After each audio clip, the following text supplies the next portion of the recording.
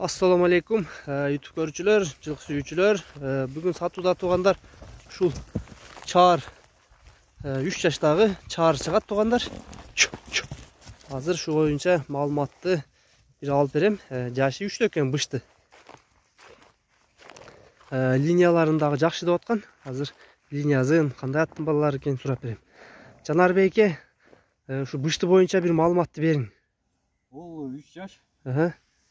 Алатоодо чалып жүрген Сахап деген аттын баласы. Сахап деген ат, Issig атан ат.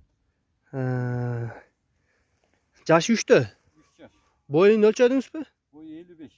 1.55, 1.55 сантиметр экен туугандар бою. Бул үйрөтүлдү? 4 жолу минилди. Жаңы мингичкен анда, жаңы минилип атыптыр.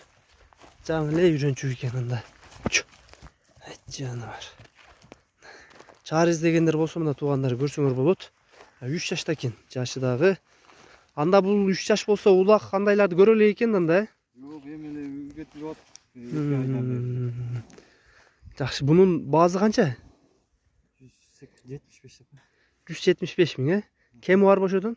Кем бар, доставка кылып берем. Доставка кылып бересиз. Кыргызстанчы. Жаныбар. Чакөрдүн зардазы бөлөк деп айтып коет.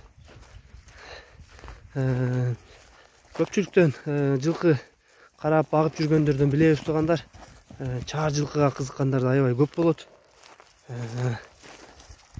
Кыргызстанчы жеткизүү бар дейт туугандар. Коңшу өлкөлөргө дагы мүмкүнчүлүгү бар экен. Ал жактарында сүйлөшөбүз дейт. Баазы 175 миңге коюлду. Кемин кылып беребиз деп.